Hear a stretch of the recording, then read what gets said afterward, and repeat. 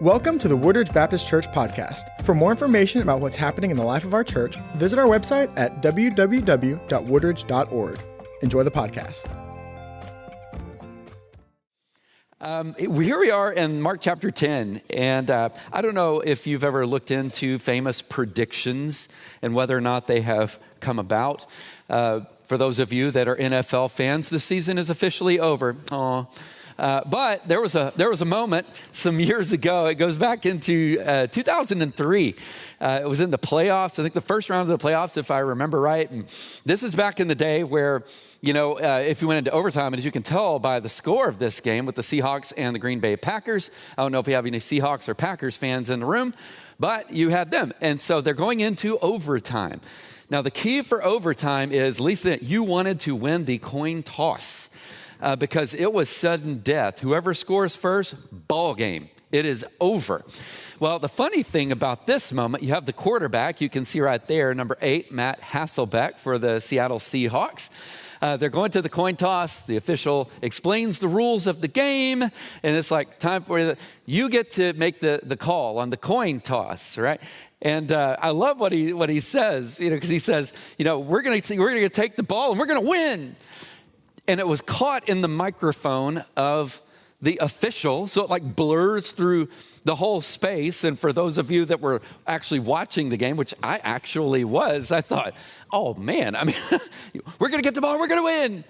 Well, they actually won the coin toss. They did get the ball. And on the first pass, he threw an interception for a touchdown to the Packers. Now, brother made a prediction that somebody was going to win. It just wasn't who he thought was going to win. Now that said, so that was a swing and a miss, right? Now that said, there is a TV show that is the stuff of legends with the things that it predicts that actually comes true. And we're talking years in advance. You might know the show that I'm talking about. It's The Simpsons. Am I the only one that is aware of this? It's crazy. You can go and read the number of things that the show has predicted. Crazy specific that comes about. And I don't mean a day before, right? For example, they actually predicted that Donald Trump would be the president of the United States. They predicted this in 2015, that he would win an election in 2024. That is only the beginning. By the way, you can kind of see Donald Trump's hair, those wisps there. That's Homer. That's Homer flying through his hair. Whatever. Anyway, but it's crazy specific, right? Here's another one for you. This one, probably none of you are around for, is my guess, but Halley's Comet. Halley's Comet comes around, comes around the Earth roughly every 76 years. But if you go back to 1910, it really created a lot of fear that the comet was going to destroy the planet, either by a celestial collision or through the poisonous gases it was rumored to contain. And so a worldwide panic broke out in 1910, stoked by the media. So even back then, brothers and sisters, it's not a new thing. So even back then, the headline read something like this: "Comet may kill all of Earth life, says scientist." Now, here's what happened. There were a group in Oklahoma, our neighbors to the north, tried to sacrifice a virgin to ward off the impending doom. I'm not making that up. And in fact, bottled air became a hot commodity. I was reading this and going, how much bottled air y'all gonna get, right? Is it gonna be enough to actually sustain? It doesn't matter, it was 1910, it's fine. Now the Earth, here's the thing, the Earth probably did pass through part of the comet's tail, but it's 2025, we're fine, it didn't happen, we're all good. I give you a couple of examples. 2 of those were predictions with a miss. But there was a prediction with a hit when we look at our friends from The Simpsons. And some of you, when we're done, not before, you're actually going to go and look at the other predictions that The Simpsons have made. It's kind of eerie. All of that. Now, there's a question that where we're going into in Mark chapter 10, that kind of brings to mind to me. And I don't know that there's a good answer for it, but would you rather know? I don't know if you've ever played Would You Rather. Would you rather know how you're going to die? Or would you rather know when you're going to die? Now that's a pick'em. I'll be honest with you. I would probably go with neither myself, you know. If I'm shooting really straight with you and I get to have an honest moment with our good Lord, and he's like, Jeremy, how do you want to die? This is going to be the answer: in my sleep peacefully. I don't want to know. I just want to go to sleep, and it's like, oh, and I'm good. I'm good. I'm shooting really straight with you there. I don't know that I would want to know how I'm going to die, and I don't think I would want to know when I'm going to die. We're at a point in the study of the Gospel of Mark where Jesus has the disciples, and 2 times already he has said that he is going to die. Now, he's been like the Riddler so far. He's been a little bit cryptic in the way that he's said it. And you see that the disciples are like, I'm not really kind of getting what the guy is saying. Yeah, that's not going to happen today. Today, he is going to go blunt force trauma with these guys. And so let's just jump in. In verse 32, it begins like this. So they were on the road going up to Jerusalem, and Jesus was walking ahead of them.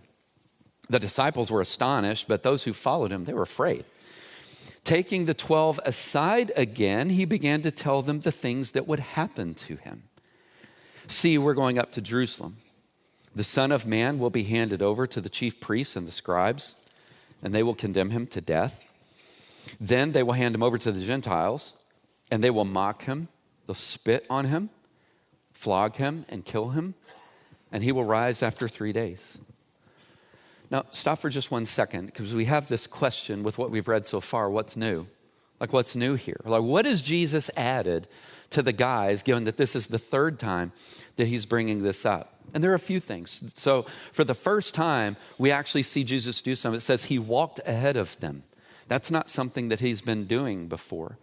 Now, some, it says, of the group, some who followed, they were afraid, and others were amazed. Some wondered, because the Greek's a little choppy there. Like, so do you have the amazed group over here and the afraid group over here? Honestly, we're not really sure. It could be a lot of people on the road there, so it could be a little bit chaotic. And these emotions might just summarize the emotion of the crowd as Jesus is talking. What I don't think that they were amazed about is his pace of walking. I don't think that was it. Wow, look at the Lord. He's really got a good click today. I don't think that was it. I think they were filled with emotion because Jesus is leading the way to his death. He's leading them on the way to his death. And being out in front may be also intended to show just a sense of his aloneness in this moment and how he felt. That there were some things that Jesus was going to have to do that only Jesus could do. And that's a very alone kind of place to be. If you were to look in Isaiah chapter 50, where it talks about the Messiah, one of the ways it describes him in chapter 50, verse 7 is he set his face like flint. Now that's a figure of speech that we don't use a lot, but what it means is that he had an unwavering determination for what was ahead of him. That he was set like stone. And when you think about stones, we're talking about not moving. He is not moving from this. And even later, he will lead the way to Galilee after his resurrection. He's died, he's risen, and it says he leads the way. He gets out ahead of them. But when it comes to humility and when it comes to suffering, Jesus doesn't merely talk about it. He does it. He's showing the disciples that being a follower of him is a costly path. And it's not something that he just tells them about. He shows them. And he shows them how to do it. And so he takes the 12 and he reveals some new information to them. Notice, for the first time, at least this explicitly, we're told that his death will be in Jerusalem. That's very specific and it's very plain. For the first time, we're told that both Jews and Gentiles are going to reject him. For the first time, he uses the word about himself, I will be condemned. In other words, his death is going to involve some profound injustices to him, and they were going to watch it all go down. For the first time, Jesus says specifically, mocked, spit upon, flogged. This is very specific. And his death was going to involve a public humiliation. And all of this, just so you know, because we're only in Mark 10, all of this comes about in Mark chapter 14 through 16. So he's ahead of the time, and he's very specific with what he has to say. Remember the question? Would you want to know how or when you're going to die? And you can imagine that if you knew where you were going to die, when you were going to die, and how you were going to die, that might make what you're going through even worse. And yet here he is telling the guys, this is what's going down. And so, verse 35, James and John, the sons of Zebedee, they approached him and they said, pay attention because it's great. Teacher, we want you to do whatever we ask you. Okay, parents, could you imagine? You're sitting at home, your kids walk in and they go, okay, we're going to ask you something, and before we ask you, we just want you to say yes. Now, how many of you are going to go, yeah, that sounds like a great plan to me? And yet that's what the guys have just done. So Jesus says this, well, what do you want me to do for you? And they answered him, allow us to sit at your right and your left in glory. And Jesus said to them, you don't know what you're asking for. Are you able to drink the cup I drink or be baptized with the baptism I'm baptized with? Notice their answer. We're able. We're able. What do you think Jesus' face looks like right now? Do you think the jaw is like totally to the ground yet? Or do you think he's got a pretty good poker face with him? No, we're able. So Jesus says to them this, you will drink the cup I drink and you will be baptized with the baptism I am baptized with. But to sit at my right or left is not mine to give. Instead, it is for those for whom it has been prepared. And when the 10 disciples heard this, they began to be indignant. In other words, they're really angry with James and John because who brought it all up? Those guys. Notice this, the disciples misunderstand Jesus' mission and they have a lofty assessment of themselves all at the same time. Can you endure what I'm about to endure? Yeah. The sons of Zebedee, the sons of thunder, we want you to do whatever we ask of you. And this coming on the coattails of him just saying, I'm about to be crucified. Missing the moment. And even when he says, what do you want for me to do? They want to sit by Jesus' right and to his left. This is honor and this is power. We want honor and we want power. They want to be crowned princes on co-thrones with Jesus. They want to rule an empire. This is what they want. Seating position was really important in Jewish thought. This isn't like snatched out of the air. This is coming from a place. The seats on the right and on the left of the host were the chief seats of honor at a banquet. You see this picture in 1 Kings chapter 2. You see it in Psalm 110:1. Honor and power, positions of authority. The same was true in other contexts as well. They were probably viewing Jesus' march to Jerusalem like a march to a throne, but it was a march to a cross. They pictured it like a festival or a parade where there was going to be grandeur. The crowd is going to be going wild when they come walking in. But there's no parade. There's a death. There's a death. And they see following Jesus as a means toward a selfish end. And Jesus is going to talk to them in a moment about selfless leadership. The disciples are concerned with what they can get out of him. Jesus came to give them everything. That is a huge difference between the people in the room, don't you think? Can you deal with what I'm about to deal with? Yeah. The bottom line is they have no idea what Jesus is about to endure. They don't have a clue. And the cup that he mentions is absolutely loaded with Old Testament imagery. And if you look ahead to Mark chapter 14, Jesus is saying, hey, if there's any other way, let this cup pass from me. If there's any other way to deal with sin. Because the cup is a metaphor for the wrath of God against our sin. And he knows it. And when you look, why did Jesus weep in the garden at the thought of the cup? He knew what it meant. He knew what it meant. And he led the way. He leads the way for the guys, knowing what is in front of him. There is no quit in this man for us. There's none. And so verse 42, Jesus calls them over and he says to them, you know that those who are regarded as rulers of the Gentiles, they lord it over them. And those in high positions act as tyrants over them. But it's not so among you. On the contrary, whoever wants to become great among you will be your servant. And whoever wants to be first among you will be a slave to all. For even the Son of Man did not come to be served, but to serve, and to give his life as a ransom for many. What a moment. Oh, what a moment. Let me ask you a question. In our fast-paced world, how many of you would agree with me on this? In our fast-paced world, finding helpers has become more of a challenge. Is that fair? But have you also noticed that simultaneously we are incredibly inspired by those kinds of people? They inspire us. People that want to bring more of God's goodness to our experience, we're inspired by them. And honestly, what we do is the best test for other people about how sincere we are in our faith in Jesus. How we spend our days, what we do with our time, and whether or not we sacrifice our life like he sacrificed his life for us. It's the best proof of what we actually believe about him.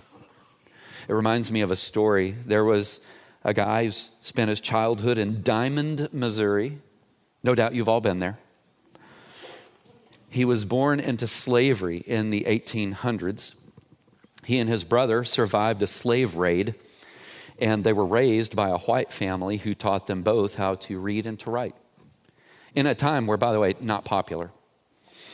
Now this guy, he loved the outdoors. Everything nature, he was for it. He painted nature, he worked with plants. He was known among neighbors, even as a child, as the plant boy, because he could, as they said, nurse anything back to health. Racism prevented him from attending school, so every day he traveled miles so that he could go to a black school and receive an education. Now, ultimately, he did graduate from high school. He enrolled at what is now called Iowa State University, and he enrolled as their first black student. He wasn't, just when he was there, he was not allowed to eat or to board with the other students. So he ate with people that worked at the university that were black, and one of the professors, in an act of kindness for him, allowed him to sleep in his office so he had a place to stay. Now, he was obviously not wealthy, right? And so he collected discarded clothes for his own use. But he was very brilliant. He ended up publishing articles on horticulture. Finally, he earns a degree in agriculture and was so brilliant that he was encouraged by his professors to get a master's degree, which he did, by the way, and he even was teaching classes. And during this time, he received a letter from the famous Booker T. Washington, many of you have heard of him, who had started a school in Tuskegee, Alabama. And he was inviting him to come and to join the faculty and to start a Department of Agriculture. And so he did. He went to help black students, and his name, just so you know, was George Washington Carver. Now, his entire life was about education. His entire life was about whose life he could make better. Before he was done, he had made over 300 inventions. Got to admit, that's pretty impressive. All the way from soap, which I think you're fans of, or if you're not, you're fans of other people being fans of soap. Shaving cream. He saved the economy of the South when he saw that the repeated planting of cotton was literally destroying the land, and he taught them crop rotation so that they could actually save the land that they owned and continued to use it. He never married. And at the end of his life, he donated all of his life savings, which is estimated to be somewhere around $80,000, to Tuskegee to help students that were poor have a shot at getting an education. He said, I want to come alongside them. He had devoted his life to good works. I also think of other examples. Growing up, my grandfather, he had a garden. There were like 5 acres of land back behind the house, and he grew a garden. And I remember as a kid, we would go up, we called it the creation. And we would go up and I would work the garden with him, planting, keeping, all the stuff. But there were also times where, after we had gone and I would notice he would be sorting things into bags in what was called the kindergarten, which was a building next to my grandparents' house that they had welcomed kids into the community to receive an education all the way from kindergarten to 5th grade. They taught them. But Grandpa would sort all of these things out, and then he'd be like, all right, let's go. And so I jumped in the back of his old blue Chevy. We called it Old Blue. We really stretched for a name, and this was back in the day where you could get in the bed of the truck. Y'all know what I'm talking about? You get in the bed of the truck and off you go. Those were the days, y'all. And that's what he would do. He'd be like, get back there. Well, I actually had a very raspy voice. Get back there. And so I'd get back there with all the things that he had grown and whatnot, and we would start going to houses. And we would pull up slightly down the street, and he would point at a house, and he would say, I want you to take this, and I want you to put it by the door. And we would go, and we would put it by the door, and then he would run and jump back in the bed of the truck, and off we would go to the next house. What he was doing was he was giving food to people that were poor. That's what he was doing. And I remember talking with them, which, after World War II, I got to admit, my grandfather fought in Patton's 3rd Infantry in the Battle of the Bulge and other things. He wasn't a man of a lot of words after the war. But I remember talking with him, so I was a younger guy, and saying, hey, how would they know, who gave them all the things that we just delivered? And he said, it's not important that they know who gave it, and God already knows who did anyway. I learned something that day. I learned something about service. I'm thinking about a former professor of mine named Calvin Miller. At the time, Calvin was considered to be really one of the great preachers in America. He was a phenomenal communicator.